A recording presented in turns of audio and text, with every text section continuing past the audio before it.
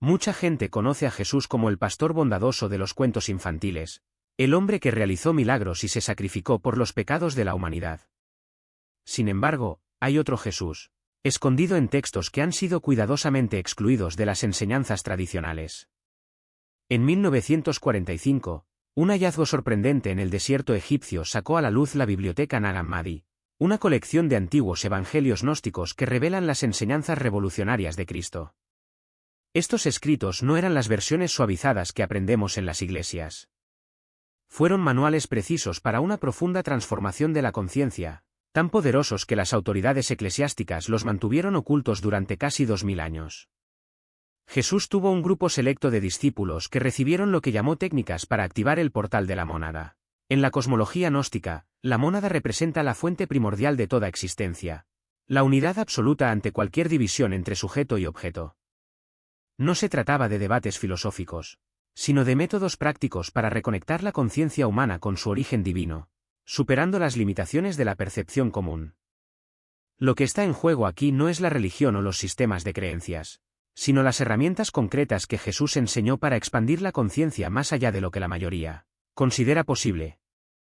Al final de esta reflexión, no solo entenderás lo que Jesús realmente transmitió a sus seguidores más cercanos, sino también cómo aplicar estos métodos antiguos a tu propio viaje.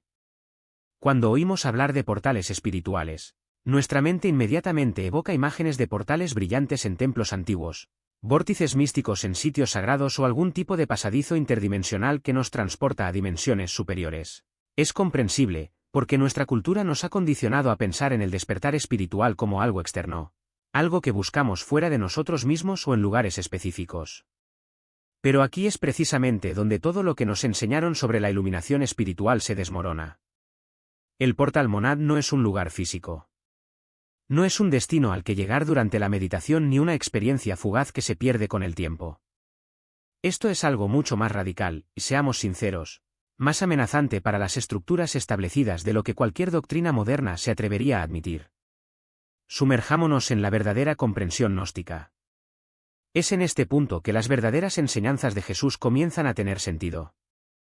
Desde el punto de vista gnóstico, la mónada es la fuente absoluta, la unidad indiferenciada de la que surge toda existencia.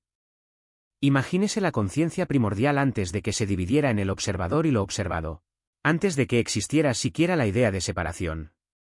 Los gnósticos comprendieron algo que el cristianismo tradicional enterró y que la espiritualidad moderna ha distorsionado por completo.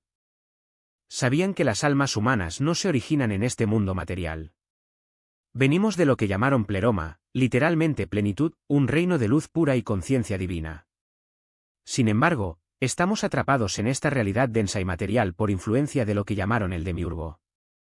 El demiurgo no es Satanás, como el cristianismo posterior intentó asociarlo.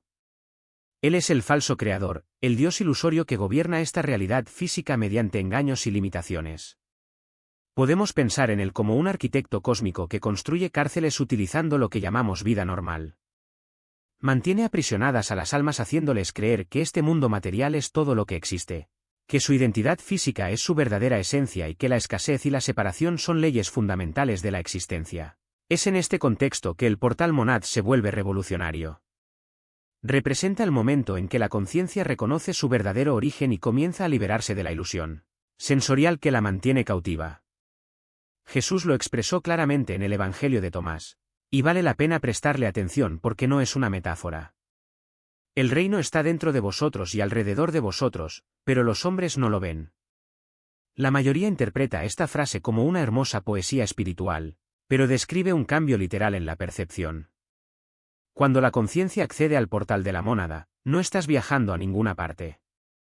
Estás recordando. Es pasar por alto los sistemas de control del demiurgo y recordar la luz de la que vino originalmente. Esto es lo que sucede en este estado de conciencia. El mundo material no desaparece, sino que se vuelve transparente, como si fuera una proyección de la conciencia, y no una realidad independiente que actúa sobre ti. Los límites entre uno mismo y los demás comienzan a disolverse, a medida que te das cuenta de que son construcciones artificiales mantenidas por una percepción limitada. Para concretar esto, piensa en ese sentimiento que surge en una conversación profunda, cuando de repente ya no existe ninguna separación entre tú y la otra persona. El tiempo parece detenerse, el entorno que nos rodea desaparece y solo queda un campo de comprensión compartida. Este es un vistazo de la conciencia de la mónada rompiendo la ilusión de separación creada por el demiurgo. O piensa en esos momentos en los que estás ante una puesta de sol junto al mar y de repente ya no estás mirando la escena sino que te conviertes en parte de ella. La división entre observador y observado se disuelve. No es una experiencia mística lo que os sucede a vosotros, sino vuestra conciencia recordando su estado original, antes de quedar atrapada en la dualidad entre sujeto y objeto. Esta comprensión es radicalmente diferente tanto del cristianismo tradicional como de la espiritualidad moderna. El cristianismo dice tener fe en un Salvador externo. Las enseñanzas de la nueva era fomentan la manifestación de deseos o la elevación de su vibración. Ambos caminos te mantienen atrapado en el sistema del demiurgo porque suponen que eres un individuo separado que necesita obtener algo del exterior. El reconocimiento del portal monad revela que nunca os separasteis. La prisión siempre ha sido una ilusión, y las limitaciones, proyecciones de la propia mente. Lo que buscas siempre ha sido la conciencia misma que lleva a cabo la búsqueda. En realidad, la física cuántica moderna se está poniendo al día con esta antigua comprensión. Cuando los físicos hablan del efecto observador, como la conciencia parece influir en la realidad a nivel cuántico, están describiendo el mismo fenómeno que los gnósticos trazaron hace 2000 años. La conciencia no es producida por el cerebro, es el sustrato fundamental del que emerge la aparente realidad física. Sin embargo, existe una diferencia crucial entre el conocimiento académico y la experiencia gnóstica real. Puedes estudiar mecánica cuántica o leer sobre cosmología gnóstica todo el día, pero hasta que la conciencia reconozca directamente su propia naturaleza, seguirás operando dentro del marco conceptual del demiurgo. Estarás pensando en la verdad en lugar de ser la verdad. Cuando se activa el portal de la mónada, y esta fue la enseñanza central que Jesús transmitió a su círculo íntimo, emerge naturalmente lo que llamamos compasión y sabiduría.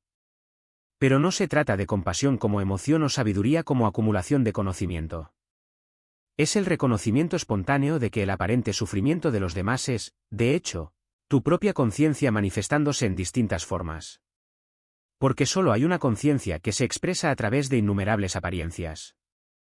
Cuando Jesús habla de volverse transparente para los arcontes, no está describiendo un escape del mundo, sino una integración con la realidad tan profunda que las fuerzas de limitación simplemente no tienen donde aferrarse. Imaginemos un río que, cuando fluye de forma absolutamente natural, no ofrece resistencia a las piedras de su lecho, las piedras siguen ahí, pero ya no desvían su curso.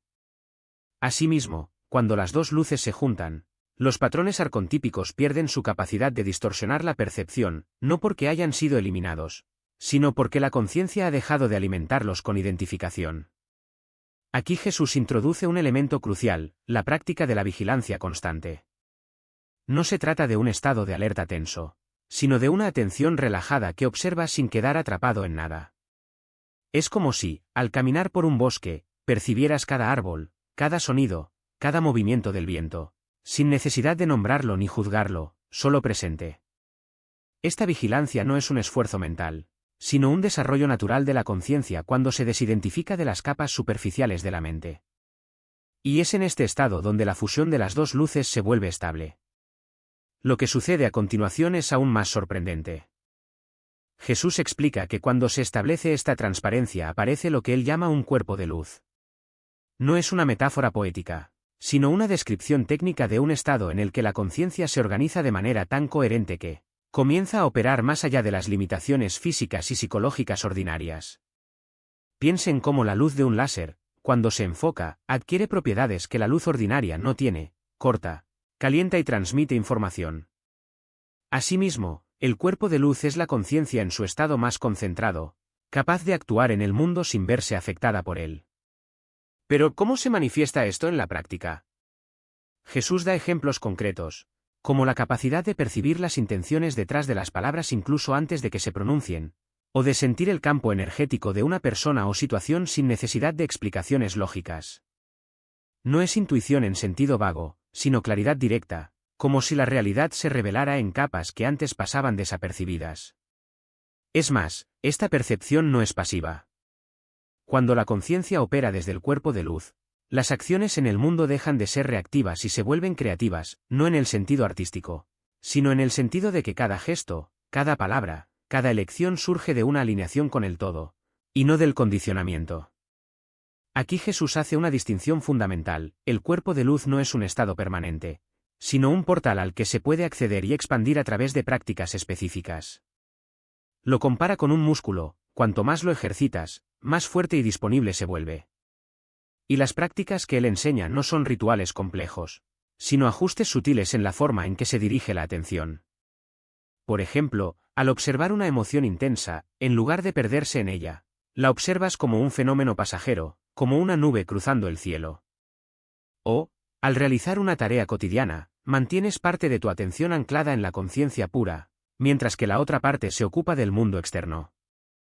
Lo que Jesús describe no es una doctrina sino un mapa, una guía para navegar la experiencia humana sin perderse en ella. Y el punto más revolucionario de este mapa es que no requiere que abandones tu vida, tus relaciones o tus responsabilidades. Al contrario, es precisamente en la vida cotidiana donde las prácticas cobran fuerza.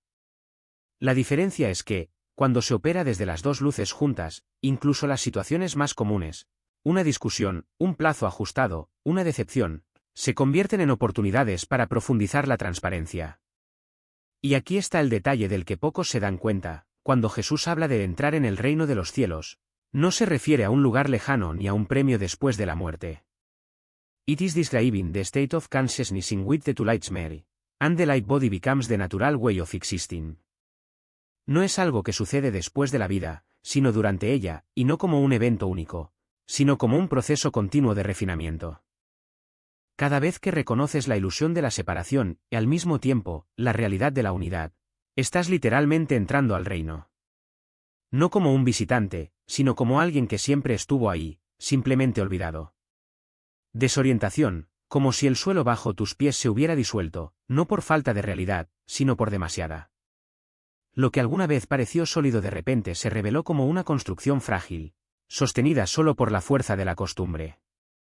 Los maestros gnósticos advirtieron: sin una base firme en la comprensión de que la materia es una ilusión útil pero no definitiva, estos momentos de claridad pueden convertirse en desesperación. No porque la verdad sea dolorosa, sino porque la mente, acostumbrada a identificarse con los límites, se resiste a la inmensidad que se despliega. Lo que los primeros iniciados llamaron conciencia cósmica no fue una experiencia mística abstracta, sino un retorno al estado natural de conciencia, uno en el que la separación entre observador y observado deja de existir. Imagina por un momento que eres un pez nadando en el océano y de repente te das cuenta de que nunca has estado separado del agua. No hay un tú y un océano, solo existe el océano moviéndose a través de la forma que llamas yo. Esta es la revelación que proporciona el aliento del pleroma, la disolución de la ilusión de que la conciencia está contenida en el cuerpo, cuando, en realidad, el cuerpo está contenido en la conciencia. Pero hay un detalle crucial que los textos antiguos enfatizan: esta transformación no es un evento aislado, sino un proceso continuo de reconocimiento.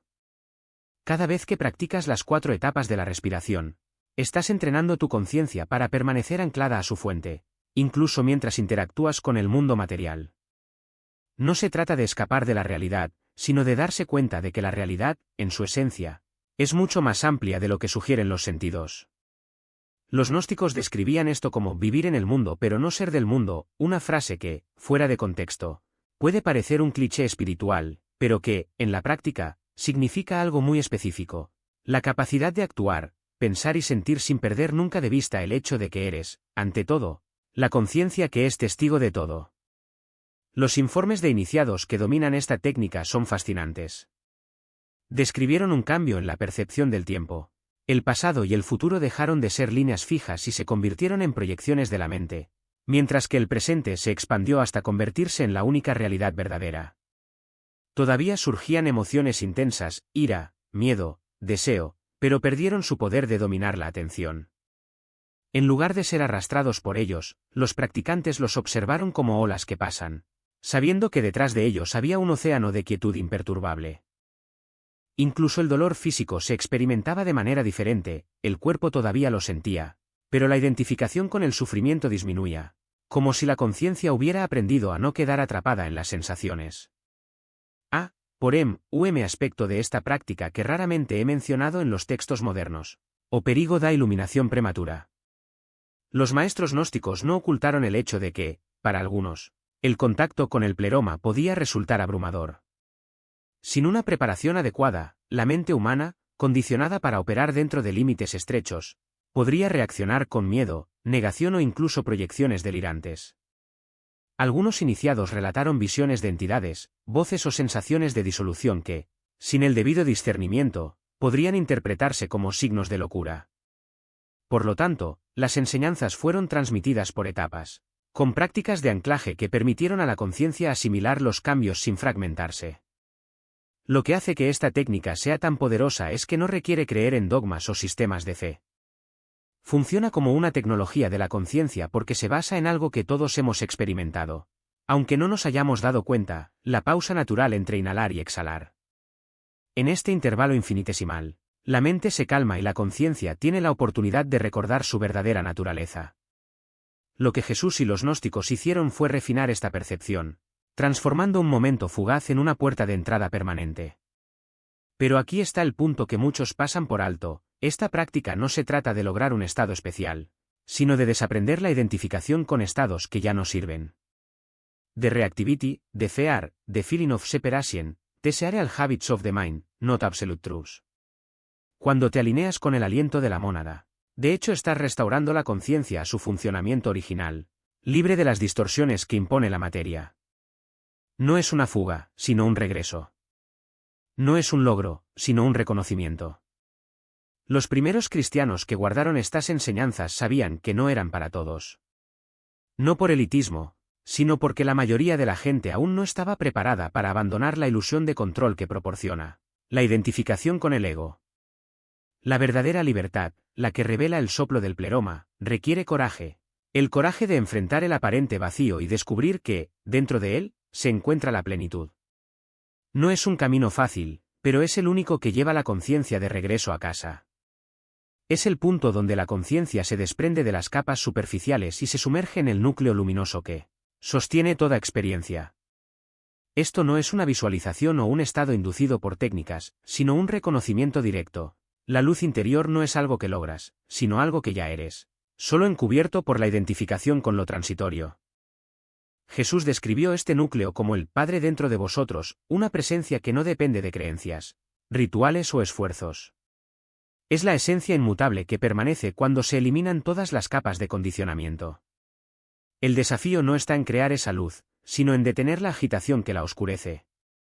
Cada vez que te pierdes en pensamientos, emociones o estímulos externos, en realidad estás desviando la atención de este centro. El ritual del silencio interior no es un escape, sino un regreso, como alguien que, después de años de vagar por tierras extrañas, finalmente reconoce el camino de regreso a casa. La práctica de las 4 etapas no es lineal. No completas uno para pasar al siguiente. Se entrelazan, como las capas de una cebolla que se pelan simultáneamente. En un momento puedes estar observando un pensamiento sin identificarte con él, segunda etapa, y al momento siguiente te das cuenta de que la ansiedad en tu cuerpo es solo una sensación pasajera, tercera etapa. Lo que importa no es la perfección, sino la dirección de la atención, volver siempre al centro, soltar siempre lo que no es esencial. Los arcontes, como los describió Jesús, no tienen poder sobre una conciencia que habita este núcleo. Operan en los márgenes, en impulsos, en reacciones automáticas, en miedos proyectados por el ego. Cuando te identificas con tu cuerpo, emociones o pensamientos, te conviertes en un blanco fácil. Pero cuando la atención se centra en la raíz luminosa, los mecanismos de control pierden su fuerza. No porque los enfrentes, sino porque dejas de alimentarlos. Es como un parásito que muere de hambre cuando el huésped deja de ofrecerle energía. Esto es lo que la mayoría de las tradiciones espirituales modernas no entienden. La liberación no proviene de acumular más conocimientos, más prácticas o más experiencias. Proviene de cesar, de dejar de involucrarnos con lo que no es real. Cada vez que eliges no reaccionar a lo que surge en tu mente, cada vez que observas una emoción sin convertirte en ella, cada vez que rechazas el impulso de buscar validación externa, en realidad estás desactivando uno de los mecanismos de control. No se trata de una batalla contra fuerzas externas, sino de una desidentificación progresiva con lo fugaz. El verdadero poder del ritual del silencio interior no está en lo que hace, sino en lo que revela. Cuando la mente se calma, lo que queda no es un vacío sino una presencia. La misma presencia que estaba allí antes de que nacieras y que permanecerá después de que el cuerpo se disuelva.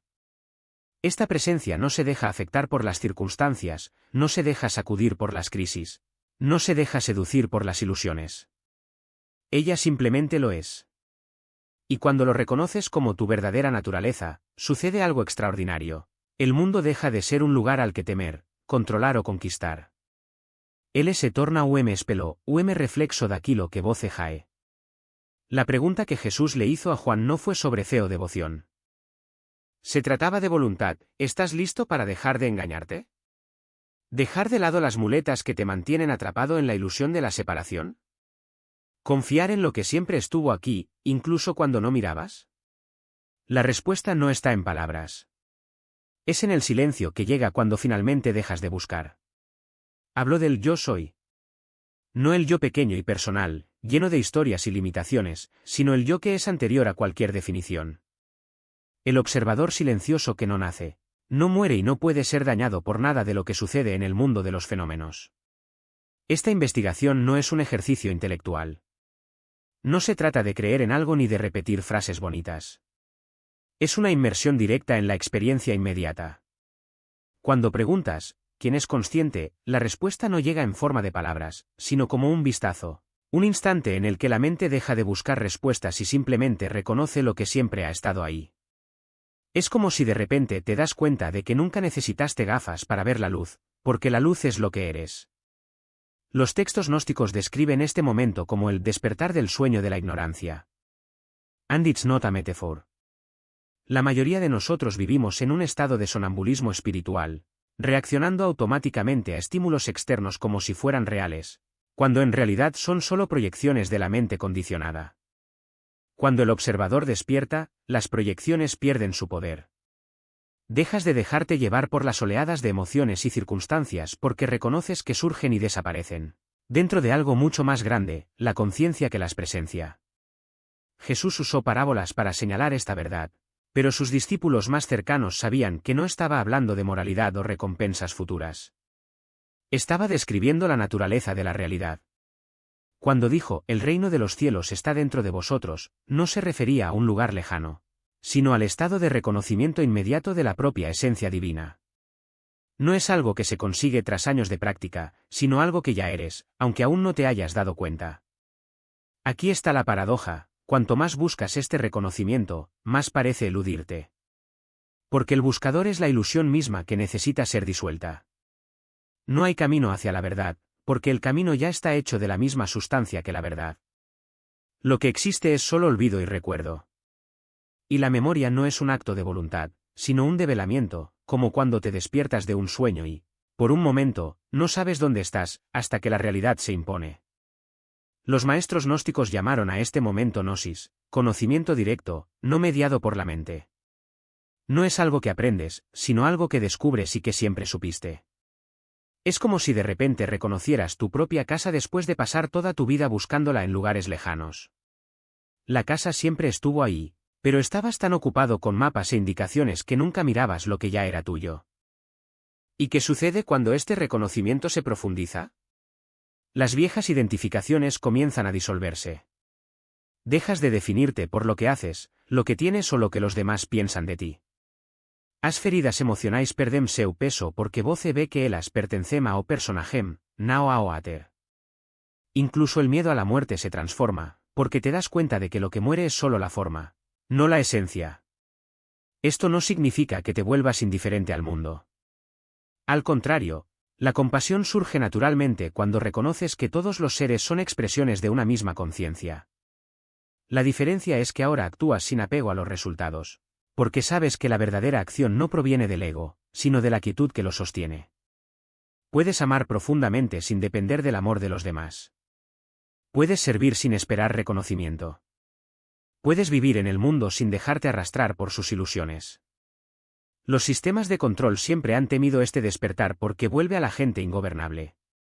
Cuando reconoces tu verdadera naturaleza, ya no te dejas manipular por el miedo, la culpa o la promesa de recompensas futuras. Ya no necesitas salvadores externos porque ya es lo que siempre has buscado. No hay nada que lograr, solo algo que recordar. Y he aquí la invitación que resuena a través de los siglos: dejar de buscar. Deja de esforzarte. Deja de intentar convertirte en algo que ya eres. La respuesta no está en el futuro, sino en el silencio que precede a todas las preguntas. Cuando la mente finalmente se calma, lo que queda no es el vacío, sino la plenitud que siempre ha estado aquí, brillando a través de cada pensamiento, cada emoción, cada experiencia. No necesitas ir a ningún lado. Simplemente reconoce lo que nunca dejó de ser. Los espiritistas lo llaman una prisión del tiempo. No se trata solo de recuerdos dolorosos o traumas no resueltos, aunque esos son los mecanismos más obvios. El verdadero problema es la forma en que la mente utiliza el pasado como lente para interpretar el presente. Cada experiencia que tienes se filtra a través de viejos recuerdos, creando una realidad repetitiva donde nada es realmente nuevo. Jesús le explicó a Juan que esta puerta no se abre mediante un análisis psicológico o una catarsis emocional, sino cuando se reconoce que la conciencia pura no tiene historia. El pasado solo existe como pensamiento en el momento presente. Cuando dejas de alimentar la ilusión de que los recuerdos definen quién eres, pierden su poder vinculante. La sexta puerta, la de la dualidad, es quizás la más sutil y persistente. Opera a través de la creencia fundamental de que eres un individuo separado del resto de la existencia. Esta ilusión crea la sensación de un yo aislado luchando contra un mundo externo. Todas las demás puertas derivan de esta división primaria. El miedo surge de la percepción de vulnerabilidad, el deseo del sentimiento de carencia, el apego de la necesidad de control. Jesús describió esta puerta como un espejo roto, cada fragmento refleja una parte de la verdad, pero ninguno muestra el cuadro completo.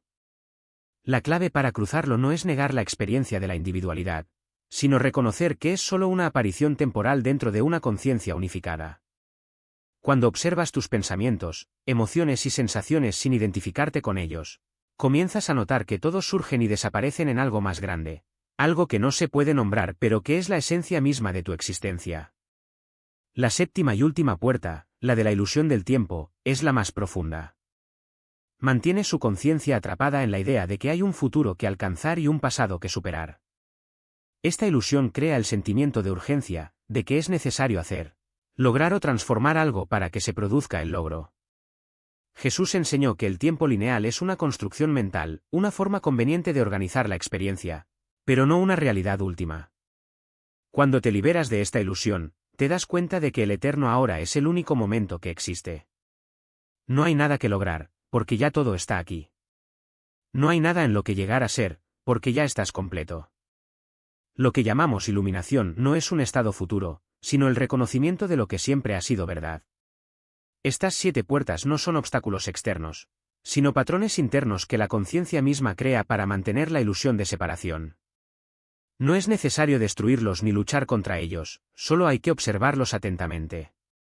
Cuando dejas de alimentarlos con energía, naturalmente pierden su fuerza.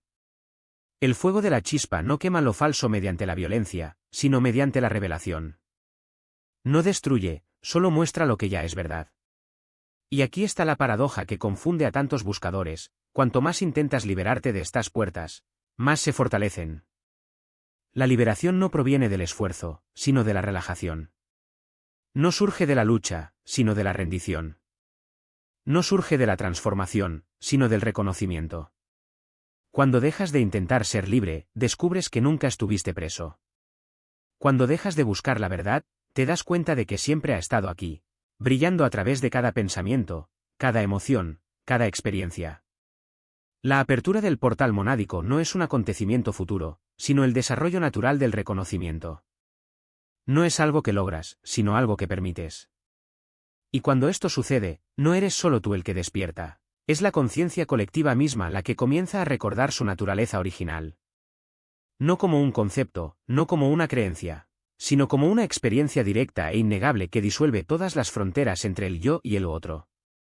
La invitación siempre está presente. No como una promesa lejana, sino como un susurro constante en el silencio entre pensamientos. No como algo que se debe lograr, sino como algo que se debe reconocer. No necesitas ir a ningún lado. Simplemente detente, respira y date cuenta de que lo que siempre has buscado nunca ha estado separado de ti. La chispa ya está encendida. La cuestión no es si estás preparado para verlo, sino si estás dispuesto a dejar que revele todo lo que no es. La expresión espontánea de tu naturaleza esencial. No como algo que haces, sino como algo que emerge cuando se disuelven capas de identificación. Es como si, después de años de llevar una armadura pesada, finalmente te la quitaras y descubrieras que lo que siempre ha estado debajo es ligero, libre e indestructible. Lo que Jesús llamó divino no era algo externo o sobrenatural, sino la conciencia misma en su estado natural, no contaminada por la identificación con lo transitorio. Cuando hablaba de nacer de nuevo, no se refería a un ritual religioso, sino a un cambio radical de percepción, dejar de verse como un yo limitado y reconocerse como la conciencia ilimitada que siempre se ha sido. Esta transformación no ocurre a través de creencias, sino a través de la experiencia directa. No es algo que se adquiere, sino algo que se descubre. Aquí hay un punto crucial que pocos entienden. Esta liberación no es un estado permanente de dicha o ausencia de problemas. La vida continúa con sus desafíos, dolores y alegrías. La diferencia es que cuando dejas de identificarte con el contenido de la experiencia, los altibajos dejan de definirte. Puede surgir una tristeza profunda, pero no se convierte en tu tristeza. Es solo una ola en el océano de la conciencia. Puede aparecer un miedo, pero no te paraliza, porque reconoces que no eres tú. Las 7 puertas que comentamos no son obstáculos que deban superarse con esfuerzo, sino espejos que reflejan las formas en que la conciencia se aprisiona a sí misma. Cada uno de ellos revela una capa específica de identificación, el cuerpo, las emociones, los pensamientos, la memoria, la dualidad. Y cada vez que reconoces la ilusión detrás de uno de ellos, algo en ti se reinicia. No es que logres algo nuevo, sino que algo que siempre ha estado ahí, tu naturaleza esencial, se vuelve más evidente. Jesús no enseñó esto como una doctrina, sino como una práctica viva. No dijo créelo, sino compruébalo tú mismo. Cuando habló del reino de los cielos, no se refería a un lugar distante, sino a un estado de conciencia accesible aquí y ahora, el momento en el que te das cuenta de que nunca has estado separado de lo que siempre has buscado. No es un premio a alcanzar, sino la simple comprensión de que lo que eres no se puede perder, porque no es algo que tienes, sino algo que eres. El proceso puede parecer lento o incluso imperceptible al principio. Puedes pasar días, semanas o meses sin notar cambios importantes. Pero de repente sucede algo, una conversación, un momento de silencio, una crisis, y, por un instante, la ilusión se disuelve. Ves claramente que el yo que creías ser no es más que una construcción mental, y que la conciencia que observa todo esto es libre, completa e inmutable. Estos destellos son como rayos de luz en una habitación oscura, no crean la luz, simplemente revelan lo que ya estaba allí. La clave no es forzar la apertura de las puertas, sino cultivar una atención constante y gentil. Cuando te identifiques, con un pensamiento, una emoción, una historia sobre ti mismo, simplemente fíjate. No hay necesidad de luchar contra la identificación, solo observarla con curiosidad. Con el tiempo, esta simple observación debilita el hábito de perderse en el contenido de la experiencia y fortalece la capacidad de seguir siendo la conciencia que presencia todo.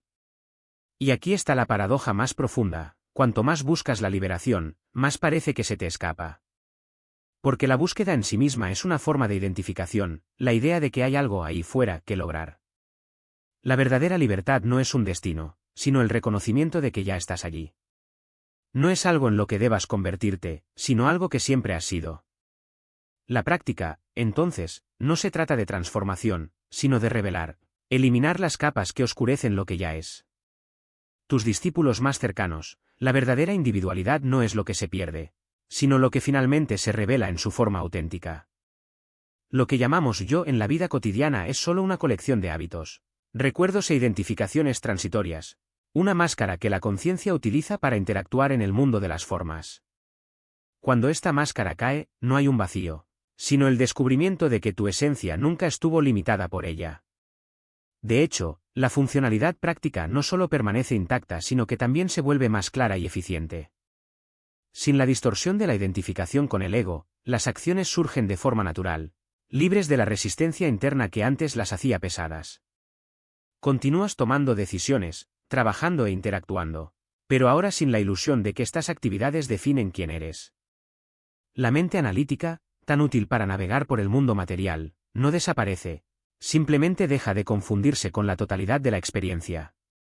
Lo que muchos temen como pérdida de uno mismo es, de hecho, la disolución de aquello que nunca fue real. Imaginemos a un soñador que, durante una pesadilla, cree que es un personaje limitado y asustado. Cuando despierta, no deja de existir, simplemente reconoce que nunca fue ese personaje, sino la conciencia que lo soñó. Asimismo, el despertar no aniquila a la persona, sino que revela que el sentimiento de ser un individuo separado era solo una historia contada por la mente. Jesús ilustró esto con una parábola oculta: el grano de trigo que cae en la tierra y muere, no pierde su esencia, se multiplica hasta convertirse en lo que siempre fue.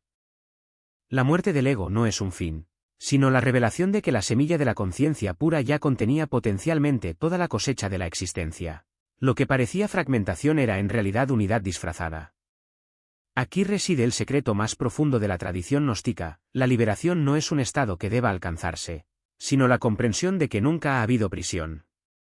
La prisión fue una mala interpretación de la experiencia, no una realidad en sí misma. Cuando investigas directamente la naturaleza de la conciencia, no como concepto, sino como experiencia presente misma, descubres que no hay fronteras que cruzar. Lo que buscas ya está aquí, más cerca que el pensamiento mismo. Esto no significa que el viaje sea innecesario. Las prácticas, las pasantías, los portales por los que pasaste no fueron en vano. Cada paso era como pulir un espejo cubierto de polvo, no para crear algo nuevo, sino para eliminar lo que impedía una visión clara. La iluminación no es un acontecimiento dramático, sino el momento en el que te das cuenta de que el espejo siempre estaba limpio, simplemente que no sabías cómo mirarte. ¿Qué pasa con aquellos que dicen, pero todavía tengo miedo, todavía tengo deseos, todavía sufro? Jesús respondió con una simple pregunta: ¿quién siente? No es la conciencia pura la que sufre, sino la identificación con el cuerpo-mente. El sufrimiento surge cuando crees que las sensaciones desagradables te definen.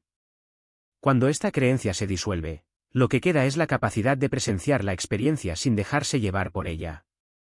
Entonces la compasión surge de forma natural. No como un esfuerzo moral, sino como el reconocimiento de que el sufrimiento de los demás es tan ilusorio como el propio.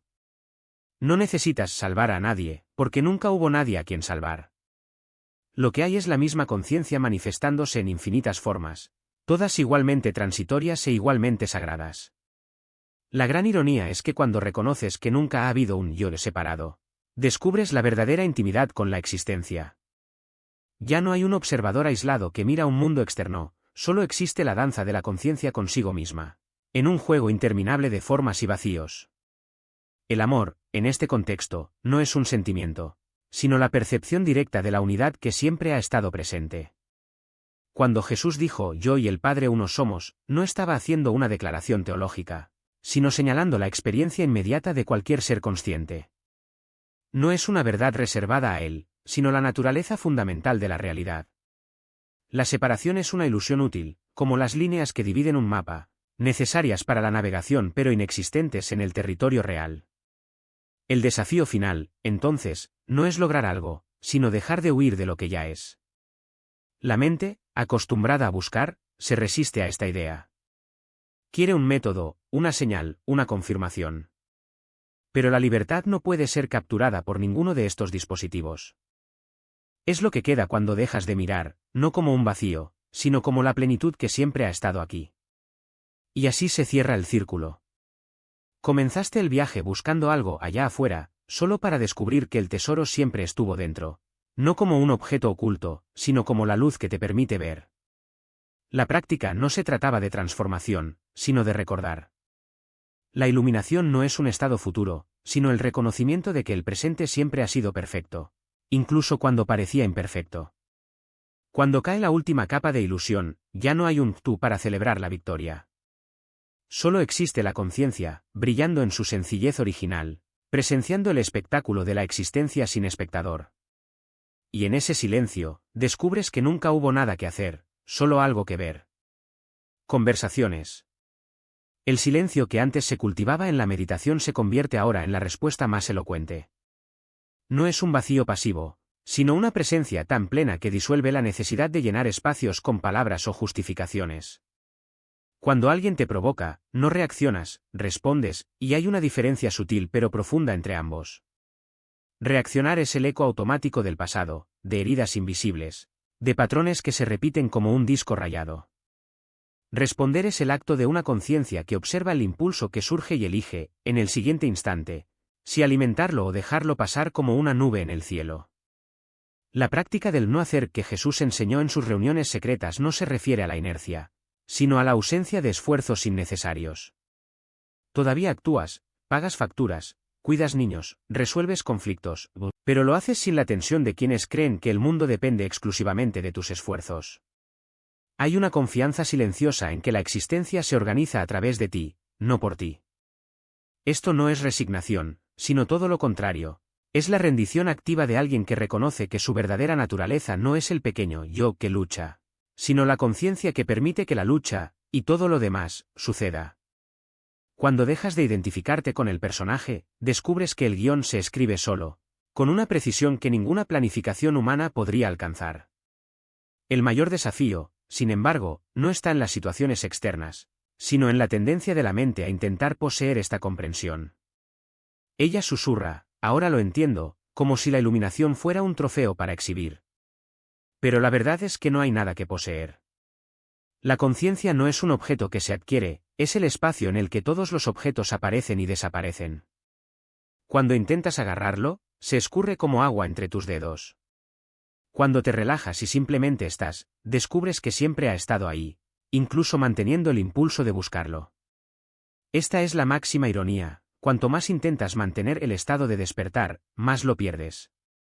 Porque el despertar no es un estado, es el reconocimiento de que nunca estuviste dormido. La relación con el tiempo también cambia. El pasado deja de ser una carga y se convierte en una colección de historias que la mente cuenta, pero que no tienen poder sobre ti. El futuro deja de ser fuente de ansiedad y se revela como una proyección de la imaginación, igualmente desprovista de sustancia. El único momento que existe es este, y aún así, no como un punto fijo, sino como un flujo continuo de presencia. Te das cuenta de que la urgencia, las prisas, la necesidad de llegar a alguna parte, eran solo ilusiones creadas por la identificación con el cuerpo y la mente. Cuando esta identificación disminuye, el tiempo se expande. Una conversación de 5 minutos puede contener la eternidad. Una tarea sencilla, como lavar los platos, puede convertirse en un acto sagrado. Y entonces surge la pregunta inevitable, ¿cómo transmitir esto a un mundo que todavía cree lo contrario? ¿Cómo podemos vivir esta comprensión sin aislarnos ni convertirnos en un faro inaccesible? La respuesta está en la simplicidad. No es necesario hablar de la unidad de conciencia de quienes todavía luchan por pagar el alquiler. No hay necesidad de explicar la naturaleza ilusoria del ego a alguien que sufre una pérdida. La verdadera enseñanza no está en las palabras, sino en tu forma de ser. Cuando dejas de necesitar que los demás te comprendan, cuando la necesidad de aprobación o reconocimiento se disuelve, sucede algo extraordinario. La gente empieza a sentir, intuitivamente, que hay algo diferente en ti. No porque seas especial, sino porque dejaste de bloquear la luz que ya existe en todos. Esto no significa que te vuelvas indiferente al sufrimiento de los demás. Al contrario, la compasión se vuelve más genuina porque ya no está mezclada con la necesidad de ser visto como bueno o espiritual. No actuáis por obligación, sino porque el amor es la expresión natural de quien reconoce que no hay separación. Cuando alguien sufre, no se le ofrece un consejo ya preparado, sino la presencia silenciosa de alguien que sabe que, en el fondo, ese dolor también es una ilusión y que, aún así, merece ser bienvenido. No niegas la realidad relativa, pero tampoco te pierdes en ella.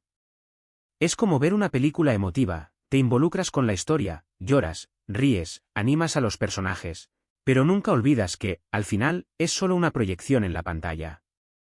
Integrar esta comprensión en la vida cotidiana requiere una vigilancia constante, no en el sentido de vigilar cada pensamiento, sino de observar, con curiosidad, los momentos en que resurge la identificación con el ego.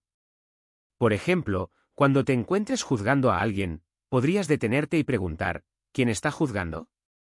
¿A quién está siendo juzgado? Esta simple pregunta disuelve la ilusión de separación. Cuando aparece la ansiedad, en lugar de luchar contra ella, puedes respirar y recordar, esto también es conciencia. Esto también pasará. No es una técnica para eliminar la ansiedad, sino para reconocer que no eres tú.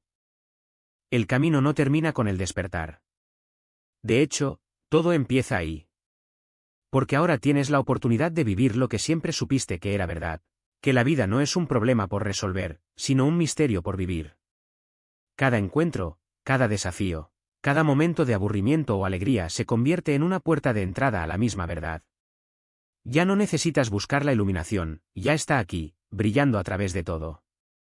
Y cuando esta comprensión se estabiliza, sucede algo aún más profundo, te das cuenta de que nunca hubo un tú separado que despertar. La conciencia siempre ha estado despierta. Lo que cambió fue solo el punto de vista, como alguien que, después de años de mirar el cielo a través de una ventana sucia, finalmente limpia el vidrio y ve las estrellas por primera vez. Diálogos. Vivir como una expresión de libertad significa permitir que tu propia claridad hable por sí misma cuando alguien te pregunta qué es diferente en ti. Compartes de forma auténtica, sin imponer creencias ni crear jerarquías espirituales. Respeta el tiempo y la disposición de los demás, entendiendo que la conciencia despierta a sí misma según su propio ritmo misterioso. Recuerde, la enseñanza de Jesús no se trataba de fundar otra religión o sistema de creencias. Señaló un reconocimiento que siempre estuvo disponible para la conciencia misma.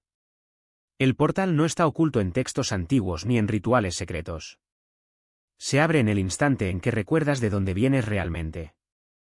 Cada enseñanza, cada práctica, cada percepción existe solo para eliminar los obstáculos que oscurecen este reconocimiento natural. En cada momento, te enfrentas a una elección, entre la ilusión de los demiurgos y la realidad de la mónada, entre la reacción inconsciente y la respuesta consciente, entre buscar la plenitud en fenómenos temporales y descansar en tu naturaleza esencial como conciencia. Esta elección se vuelve más fluida y espontánea a medida que integras estos conocimientos en la vida cotidiana. El aspecto más hermoso de este camino es que no tienes que convertirte en algo que no eres. Solo recuerda lo que siempre fuiste, debajo de las capas de condicionamiento e identificaciones erróneas. La chispa divina nunca estuvo realmente escondida. Simplemente fue descuidada mientras se perdía la atención en el elaborado teatro de la mente egoica. Al vivir desde este reconocimiento, te conviertes en un puente entre mundos, plenamente humano, pero arraigado en lo divino, completamente comprometido, pero fundamentalmente libre. Este es el regalo que Jesús ofreció a través de sus enseñanzas ocultas, no el escape de la experiencia humana, sino la comprensión de que la conciencia misma está teniendo esa experiencia, y que la conciencia es lo que tú eres. Si esta comprensión resuena con la verdad que siempre supo pero que tal vez no pudo articular, deje un comentario. Lo entiendo. Su reconocimiento ayuda a otros a encontrar el coraje para explorar estas profundidades por sí mismos.